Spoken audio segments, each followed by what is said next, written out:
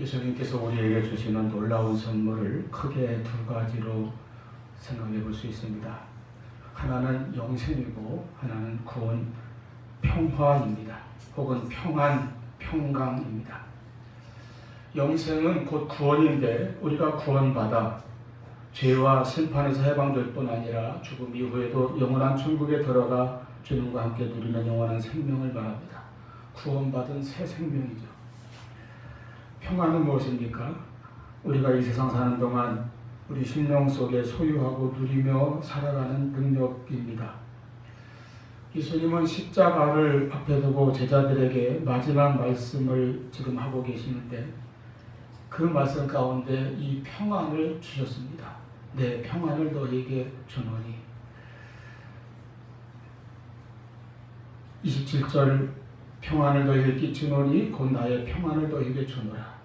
또 이 다음에 16장 33절에서도 이것을 너희에게 이름은 너희로 내 안에서 평안을 누리게 하려 함이라. 세상에서는 너희가 환난을 당하나 담대하라 내가 세상을 이겨오노라. 이렇게 말씀하셨습니다. 그리고 예수님은 부활하신 후에 다시 제자들에게 보이실 때에도 그들에게 하신 첫 번째 말씀이 바로 평안을 주시는 말씀이었습니다. 요한복음 20장 19절 이날 곧 안식구 첫날 저녁 때에 제자들이 유대인들을 두려워하여 모인 곳에 문들을 닫았더니 예수께서 오사 가운데 서서 이르시되 너희에게 평강이 있을지어다. 여러분, 왜 예수님께서는 제자들에게 그리고 또한 오늘 우리들에게 이 같은 평안을 주시기를 원하십니까? 우리에게는 진정으로 그 평안이 필요하기 때문입니다. 우리 주님은 우리에게 반드시 있어야 할 것을 아십니다. 사실 우리가 살아가면서 정말 원하는 것, 그것은 바로 평안입니다. 이 세상에서 아무리 많은 것을 가졌어도 또는 어떠한 성공을 거두었다 하여도 이 세상에서 아무리 좋은 것을 누린다 할지라도 그 마음에 참 평안이 없다면 그것은 제대로 누릴 수 없는 것에 불과합니다. 다 일시적이고 지나가는 것들입니다. 이 평안, 또 평강, 평화 같은 말들인데 이 평안과 반대되는 것은 불안입니다. 염려와 근심, 걱정입니다. 예수님께서 평안을 주시는 것은 예수님 당시의 제자들이나 오늘날 우리 모든 사람들이 항상 여러 가지 근심과 불안에 시달리기 때문입니다. 참으로 이 험한 세상에서 어떤 불안도 없이 살아가는 사람은 아무도 없을 것입니다. 인생은 사는 것 자체가 불안이에요.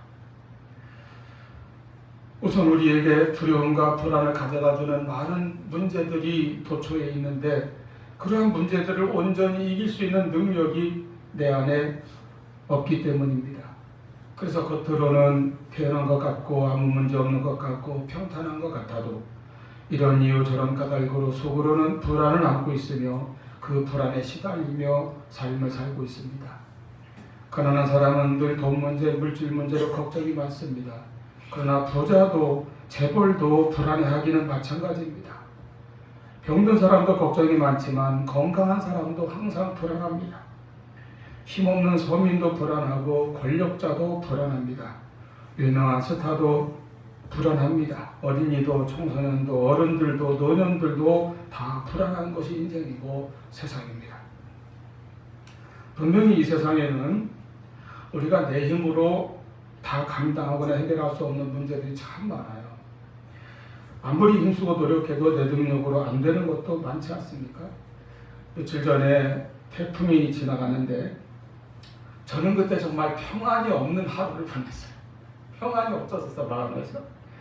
카눈이라고 하나, 이름은 참 좋은 바위라고 하는데 뉴스에서 얼마나 겁을 많이 주는지 최초로 한반도를 관통해서 수도권을 휩쓸고 간다는 등 초토화시킬 것이라는 등 무슨 초속 몇 밑에는 어떻게 되고 뭐가 날아가고 막 구조물이 쓰러지고 하니까 겁이 나더라고요. 집은 괜찮을 것 같은데 교회가 항상 신경이 쓰이잖아요. 그래서 교회 와가지고 안팎으로 몇 번 돌아보면서 점검하고 이것저것 문제될 만한 거 다 옮기고 들여놓고 그렇게 해놓고도 마음이 안 놓여요. 우리 사모님은 믿음이 좋아가지고 나한테 걱정하지 말라고 하나님께 맡기고 걱정 좀 하지 말라고 그러는데 저는 믿음이 약해서 자꾸 걱정이 되는 거예요. 참 한마디로 불안이 가시질 않아요.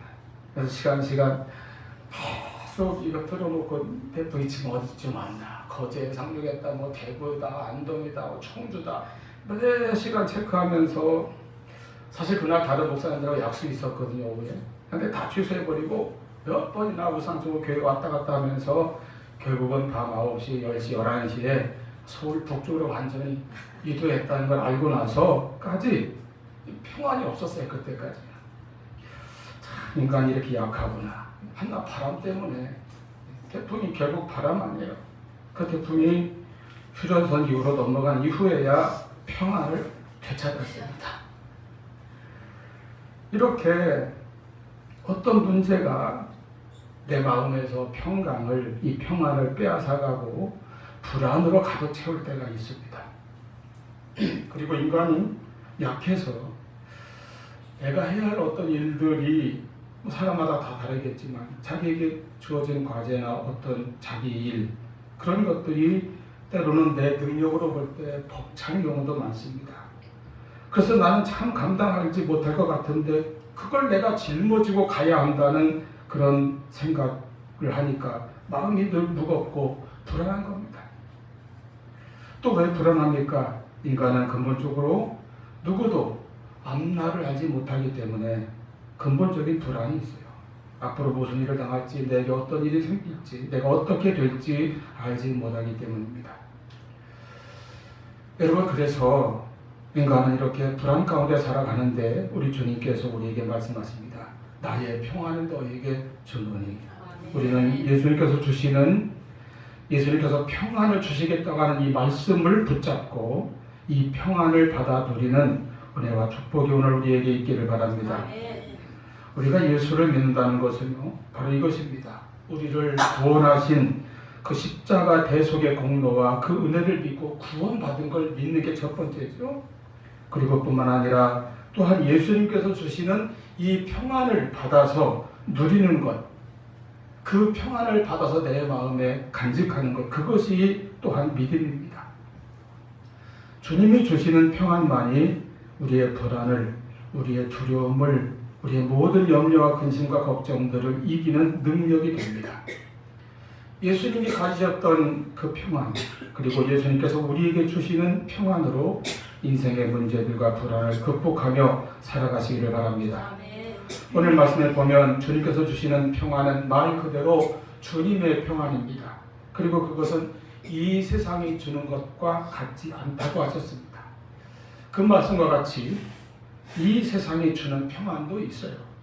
세상이 주는 평안은 주로 환경에서 얻는 것입니다. 그리고 대부분은 무언가를 내가 더 얻고 소유하는 데서 찾는 평안입니다. 그렇기 때문에 그런 평안은 그냥 그때뿐이에요. 내가 어떤 것을 얻었을 때 또는 내가 어떤 환경에 처했을 때 평안하지만 그것이 바뀌면 그 평안도 다 무너지고 사라져버립니다. 영원하지 못해요. 또 세상이 주는 평안은 내게 닥쳐온 어떤 문제가 해결되면 그 문제가 없어지면 평안하다고 우리는 그렇게 생각하는 그런 평안입니다. 그러나 여러분, 우리 인생에서 어떤 문제가 완전히 모든 인생의 문제가 다 해결되고 사라지는 순간이 한 번이라도 있던가요? 우리가 살아가는 동안에는 어떤 문제라도 끊임없이 생기고 찾아오게 되어 있습니다. 우리가 만약에 아무런 문제가 없는 그런 평안을 얻고자 한다면 그냥 죽는 길 밖에는 방법이 없어요.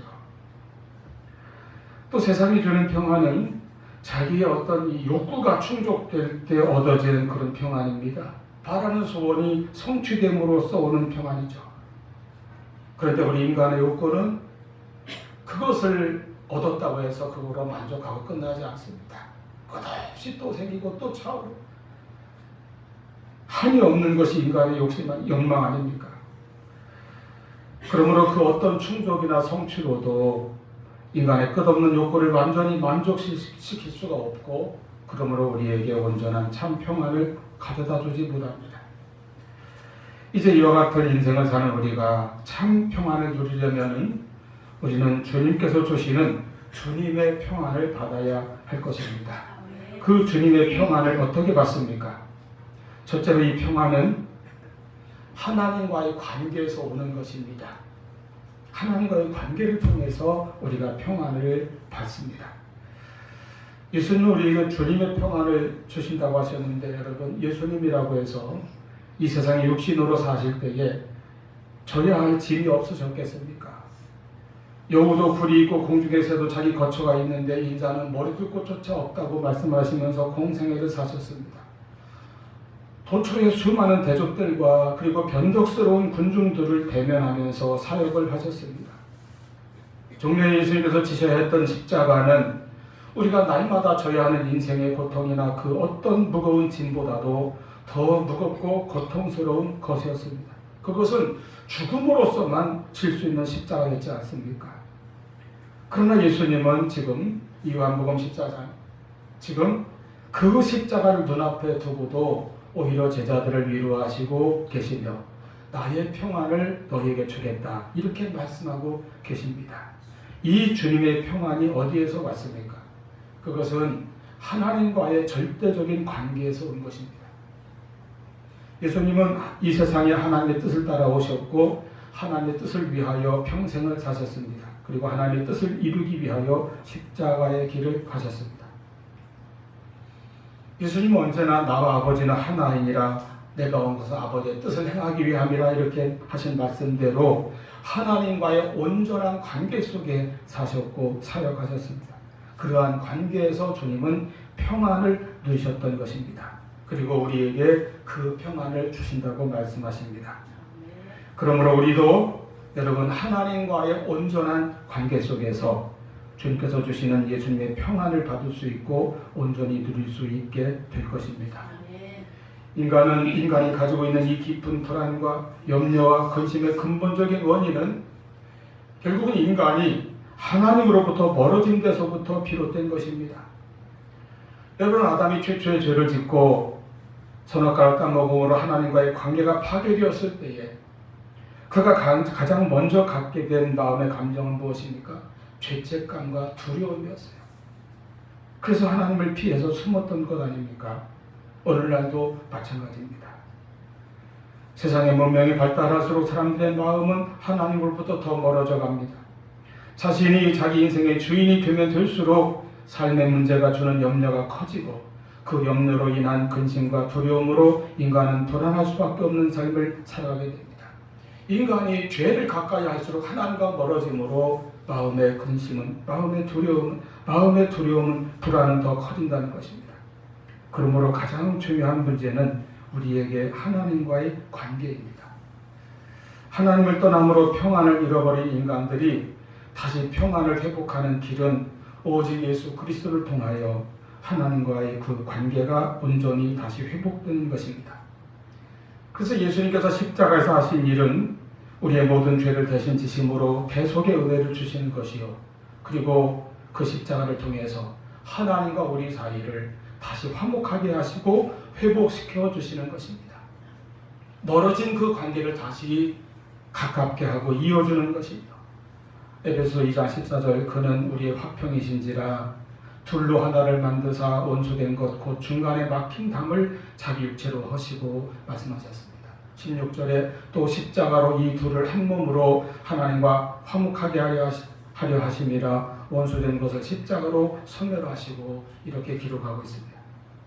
이 같은 은혜를 깨달을 때 우리는 로마서 5장 1절 말씀과 같이 그러므로 우리가 믿음으로 의롭다 하심을 받았으니 우리 주 예수 그리스도로 말미암아 하나님과 더불어 화평을 누리게 되는 것입니다.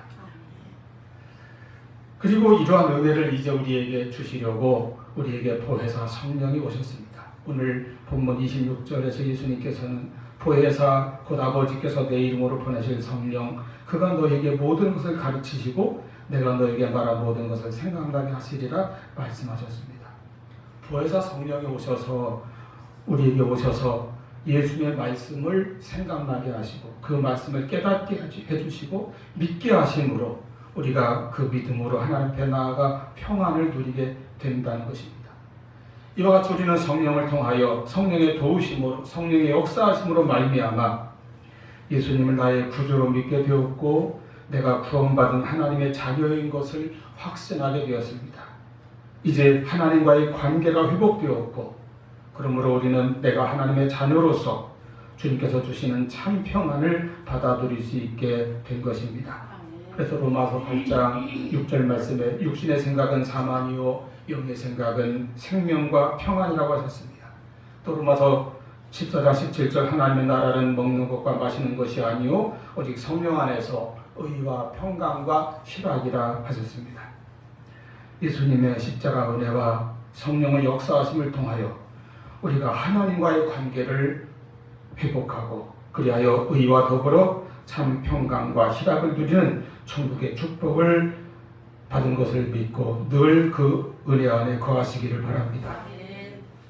두 번째로 주님의 이 평안은 믿음으로 받는 것입니다. 요한복음 14장 1절 예수님께서는 너희는 마음에 근심하지 말라 하나님을 믿으니 또 나를 믿으라 말씀하셨습니다. 근심과 염려, 마음의 불안과 두려움을 이길 수 있는 평안은 어떻게 받습니까? 믿음으로 받습니다. 세상이 주는 평안은 내가 힘쓰고 애씀으로 받을지 모르지만 예수님이 주시는 주님의 평안은 곧 믿음으로 받는 것입니다. 믿음이라는 것은 다른 말로 하면 다 맡긴다는 거죠. 하나님을 신뢰하고 의지하며 우리의 모든 문제까지도 하나님께 맡겨버리는 것입니다. 염려는 하나님께 맡기지 못하고 내가 스스로 그걸 다 끌어안음으로써 생기는 것입니다. 그래서 염려는 어떻게 보면 하나님을 불신한 것과 마찬가지일 수 있습니다. 이 세상을 살아가는 우리 인생에 여러 가지 문제가 안 생길 수는 없습니다. 때로는 그 문제가 복잡하고 어렵고 혹은 힘들고 고통스럽습니다. 계속 찾아옵니다. 그때마다 그것을 내가 다 붙들고 혼자 해결해 보려고 할 때 그것이 얼마나 크고 무거운 짐이 되어서 나를 짓누르는지 모릅니다. 우리는 그 짐들을 하나님께 맡길 수 있어야 합니다. 이것이 믿음이에요. 시편 68편 19절 날마다 우리 짐을 지시는 주 곧 우리의 구원의 하나님을 찬송할지로다 이렇게 고백하고 있습니다. 믿음으로 하나님께 맡기시기를 바랍니다. 내 염려와 근심의 짐까지도 다 맡길 수 있는 그런 믿음을 가지시기 바랍니다. 그리고 하나님을 의지하십시오. 그래서 평안을 누리시기를 바랍니다. 나의 짐이 무겁고 어려울 때 우리는 더욱 하나님을 의지해야 합니다. 여호수아 1장 1절에 보면 여호와의 종 모세가 죽은 후에 여호와께서 모세 수종자 눈의 아들 여호수아에게 말씀하여 이르시되 이렇게 시작됩니다. 자, 이 시기는 이스라엘 민족을 애굽에서부터 이끌고 나와서 광야 40년의 행군 기간 동안 그들을 내내 인도해온 그 지도자 모세가 이제 120세 인생을 마치고 세상을 떠난 그 직후입니다. 그래서 이제부터 이스라엘 민족을 이끌어야 할 책임은 그의 후계자, 젊은 후계자 여호수아에게 주어졌습니다. 그 옆에는 요단강이 흐르고 있는데 여호수아의 과제는 무엇입니까? 이스라엘 백성들을 이끌고 그 강을 건너 가나안 땅에 들어가는 일입니다. 그리고 강하고 무서운 대적들과 전쟁하여 그 땅을 정복하는 일이 그가 해야 할 일이었습니다. 여러분, 이스라엘 백성들을 인도한 일이 얼마나 어려운지 우리가 모세가 40년 동안 겪은 일을 통해서 다 볼 수 있지 않습니까? 출애굽기부터 레위기, 민수기, 신명기 이르기까지 가는 곳곳마다 이스라엘 백성들 어렵다고 불평하고 배고프다고 목마르다고 또 다리 아프다고 온갖 불평을 하면서 반역하고 돌을 들어 치료하고 패역한 그 뿌리들을 이제 이끌고 가야 되는 거예요. 가나안을 정복하는 일은 또 쉽습니까? 무서운 거인족으로 알려진 안악자손을 비롯하여 7 족속들이 도처에 헌준한 요새를 짓고 있는 그 땅을 정복해서 분배하는 일이 얼마나 어려운 과제이겠습니까? 더욱이 여호수아는 경험도 부족한 젊은 지도자입니다. 그의 마음에 막중한 부담감이 있었을 것입니다. 감당하기 힘든 압박감과 두려움 그리고 여러 가지의 걱정과 근심과 염려로 그 마음은 가득 차 있었을 것입니다. 그때 이런 걱정과 염려뿐인 여호수아에게 하나님께서 말씀하셨습니다. 2절 이제 너는 일어나라 일어나서 저 강을 건너가라. 내가 그 땅을 너에게 주었다. 5절 내가 모세와 함께 있었던 것과 같이 너와 함께 있을 것임이니라. 내가 너를 떠나지 아니하며 버리지 아니하리니. 이런 놀라운 약속의 말씀을 주셨습니다. 그리고 6절 강하고 담대하라. 7절 오직 강하고 극히 담대하여라. 9절 내가 네게 명령한 것이 아니냐. 강하고 담대하라. 두려워하지 말며 놀라지 말라. 내가 어디로 가든지 내 하나님 여호와가 너와 함께 하느니라 하시니라 말씀하셨습니다. 여러분, 강하고 담대하라 같은 말씀을 3번이나 반복해서, 그리고 그것도 갈수록 더욱 강하게 하나님께서는 말씀하셨습니다. 얼마나 이 말씀을 강조하신 것입니까? 여기에 하나님의 약속과 하나님께서 주시는 위로와 평안이 있습니다. 이 하나님의 말씀들은 승리와 평안을 주시는 말씀들이었습니다. 8절에 그리하면 내 길이 평탄하게 될 것이며 네가 형통하리라 약속하셨습니다. 이러한 은혜가 저와 여러분에게도 있기를 바랍니다. 우리 앞에 문제나 과제 또는 나의 짐들이 어려울수록, 무거울수록, 그래서 우리의 염려와 걱정 또는 두려움이 커질수록 우리는 더욱 하나님을 신뢰하며 하나님을 의지하고 믿음으로 나아가시기를 바랍니다. 하나님께서 나의 과거에도 나의 길을 인도하셨고 지금도 나와 함께 계시며 하나님은 우리의 미래에도 우리의 나아갈 길을 인도하실 것입니다. 그 하나님을 믿음으로 평안을 얻고 그 평안을 누리기를 축원합니다. 어려울 때, 힘들 때, 앞날이 두렵고 불안할 때 우리에게 필요한 것은 전능하신 하나님을 믿는 믿음입니다. 나의 모든 문제를 하나님께 맡기고 의탁하십시오. 시편 37편 5절 아까 예배 시작할 때 제가 낭독해 드렸습니다. 내 길을 여호와께 맡기라. 그를 의지하면 그가 이루시고 내 의를 빛같이 나타내시며 내 공의를 정오의 빛같이 하시리로다. 할렐루야. 세 번째로 예수님께서 주시는 예수님의 평안은 우리가 기도로 받을 수 있습니다. 기도함으로 받아요. 예수님도 일평생 기도하는 삶을 사셨습니다. 주님은 새벽에 기도하셨습니다. 밤늦게도 기도하셨습니다. 때로는 밤을 새워서 기도하셨습니다. 예수님은 큰 일, 중요한 일이 있을 때에 특별히 기도하셨습니다. 그리고 그 일을 마친 후에도 기도하셨습니다. 예수님은 순간순간 기도하면서 늘 하나님과 함께하는 삶을 사셨습니다. 이것이 주님께서 평안을 소유한 비결이었습니다.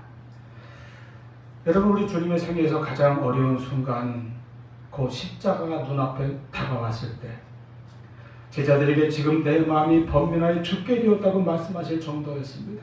그때 주님은 겟세마네 동산에서 어떻게 하셨습니까? 떨어지는 땀이 핏방울같이 될 정도로 그렇게 힘쓰고 애써서 간절히 기도하셨습니다. 그러한 기도를 마친 후에 예수님은 다시 마음의 평안과 확신을 회복하신 것입니다. 그리고 제자에게 말씀하셨죠. 일어나라, 함께 가자. 여러분, 기도가 무엇입니까? 내 문제를 하나님께 아뢰고 하나님의 도우심을 구하는 것이며, 나아가서 기도는 나와 하나님과의 인격적인 교제이며 교통입니다. 기도할 때 우리는 살아계신 하나님, 전능하신 하나님과의 만남과 대화를 이룰 수 있는 것입니다. 이 기도로 우리 마음의 평안을 회복하고 그 평안을 간직하고 평안을 누리며 살아갈 수 있을 것입니다. 야고보서 5장 13절에 너희 중에 고난당하는 자가 있느냐? 그는 기도할 것이요 말씀하셨습니다. 그와 같이 너희 중에 마음에 짐이 무거운 자가 있느냐? 그는 기도할 것이요. 이렇게 말씀드릴 수 있습니다. 너희 중에 마음의 염려와 근심 때문에 평안을 잃어버린 자가 있느냐? 그는 기도할 것이요. 너희 중에 불안과 두려움에 시달린 자가 있느냐? 그는 기도할 것이요. 너희 중에 수고하고 무거운 짐을 지고 가는 자가 있느냐? 그는 기도할 것이라. 빌립보서 4장 6절에 아무것도 염려하지 말고 다만 모든 일에 기도와 간구로 너희 구할 것을 감사함으로 하나님께 아뢰라 말씀하셨습니다. 7절에 그리하면 모든 지각에 뛰어난 하나님의 평강이 그리스도 예수 안에서 너희 마음과 생각을 지키시리라. 아멘. 성경은 이와 같이 우리에게 기도할 것을 말씀하십니다. 아무것도 염려하지 말고, 즉 염려할 것이 있으면 기도하라는 것이죠. 기도는 어떻게 된다고 했습니까? 하나님의 평강이 너희 마음과 생각을 지키신다고 하셨습니다. 모든 지각에 뛰어난 하나님의 평강입니다. 세 번역으로 다시 읽어드리면 사람의 헤아림을 뛰어넘는 하나님의 평화가 여러분의 마음과 생각을 그리스도 예수 안에서 지켜줄 것입니다. 아멘. 염려와 걱정이 끊이지 않고 찾아오는 이 세상에서 우리의 인생길에서 언제나 주님의 평강, 주님의 평화, 주님이 주시는 평안을 잃어버리지 아니하고 빼앗기지 아니하고 그 평안을 지키고 유지하면서 그 평안을 소유하고 누리면서 살아갈 수 있는 비결은 바로 기도에 있습니다. 여러분, 주님의 평안은 제가 첫 번째로 하나님과의 관계에서 온다고 했죠. 그 관계는 기도로 지속되고 유지되며 기도로 말미암아 더욱 깊어지는 것입니다. 주님의 평안은 두 번째로 믿음에서 온다고 했습니다.